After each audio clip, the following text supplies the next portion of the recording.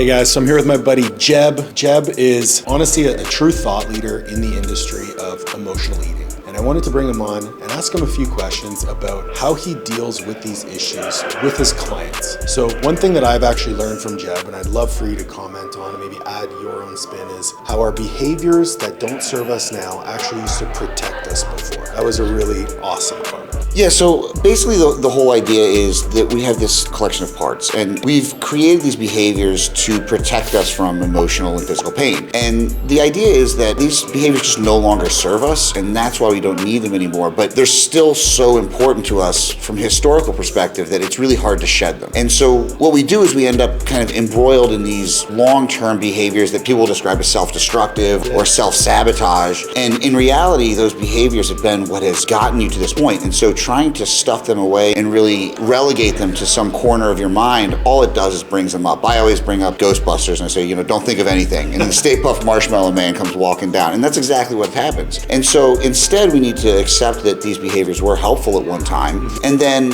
all we need to do at that point is say that, they just don't serve me anymore. I'm a grown person now. I have skills. I have tools that I can use to manage these emotions or these fears. And if I don't have them, I need to find a resource to get them. And then at that point, we can let go of those behaviors rather than trying to suppress them, which just doesn't seem to work long term. I really love that because honestly, it puts the person in a position of power. 100%. I often find that the clients that do tend to succumb to these self-sabotaging behaviors, which I totally agree. Self-sabotage honestly has become a buzzword. They just move too quickly. Their minds are moving too quickly. They have the feeling, they go to the soothing. How do you get your clients to slow down and actually look at the situation and be present rather than seeking that distraction? It's pretty contextual and it's different for everyone. Like we're going to start, obviously if it's extreme behavior such as binge eating or something like that, we need immediate distraction techniques. Some simple things might be putting a cold ice pack on the back of your neck, creating a dive response basically. Okay. The best way would be stuff your head in a bowl of ice water, but if a woman's got makeup on at work, it's not a great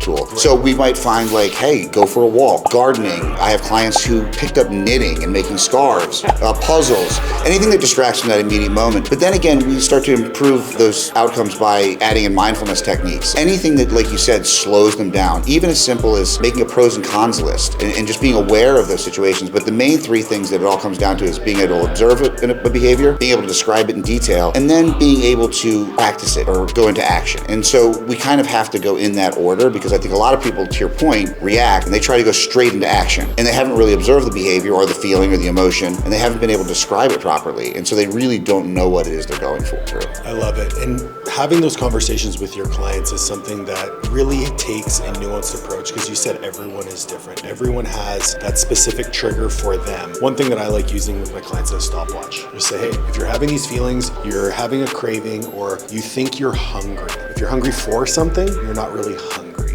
So I say, hey, set a stopwatch. You have 10 minutes. Take a journal, have a glass of water. And if after journaling and having a glass of water, you're still hungry, by all means, eat. What are some things that you've found that your clients see a ton of success with versus maybe some mainstream strategies that just don't work? I think the success, unfortunately, is really a long-term process of really getting to know things. I think people need to hear that. Yeah, it's not a quick fix. And one of the things I talk to people early on is like, hey, this isn't a 1 month or a 3 month process. Like you'll see progress very quickly, but the long-term effects where you maybe are to the point where not thinking about it might take time. And things like, people are like, I can't keep Oreos in the house because there's a whole box. Well, how can we get to the point where that isn't a problem? That could take a year, that could take 2 years. But eventually people will get there if they are able to put in the work. I think, just that in terms of just a mindfulness practice, I love journaling. Some people, like people who don't really feel connected to meditating, journaling is often a good way. And that's a great way to describe those emotions. Like you said, it's setting that stopwatch. Any kind of timers, for some people, we look at these kind of behavioral things and because of kind of the dichotomy of the internet, we're taught that like any kind of structure is bad. But for a lot of people, putting that structure in place is really important. Saying like, they're like, oh, I don't eat anything all day and then I binge eat at night. It's like, okay, well, we need to set up regular meals throughout the day. Like we need to eat 3 meals at least per day and make sure you're getting enough nutrition throughout the day. And forgetting to do that will lead to it. And I think some of the mainstream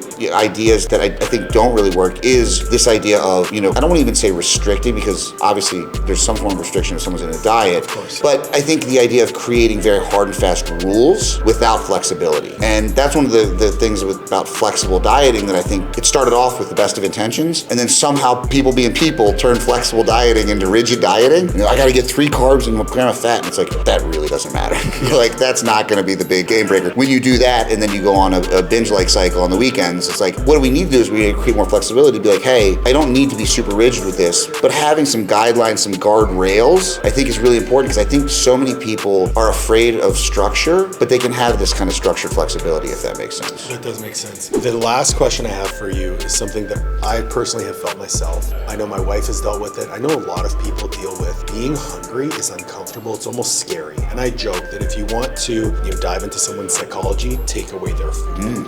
What are some things that you could provide maybe as actionables to address that I'm hungry, this is scary, I'm uncomfortable, yet being comfortable being hungry? Yeah, I think that's hard. So obviously when we're talking in the context of someone who's intentionally dieting and trying to lose weight, like that's the cost of doing that, right?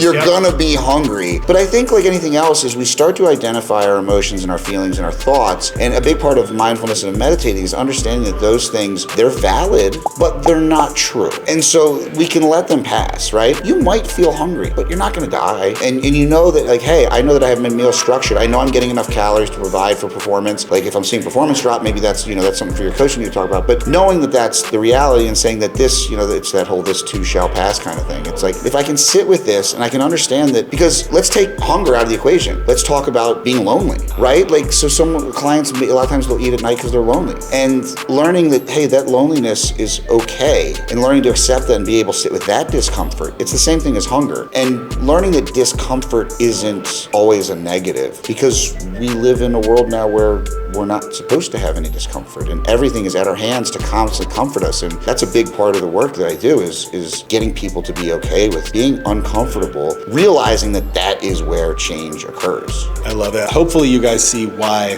I was so excited to speak with Jeb today. Truly a thought leader. Thank you very much for joining me. Thanks, buddy. Appreciate it. Great to see you too.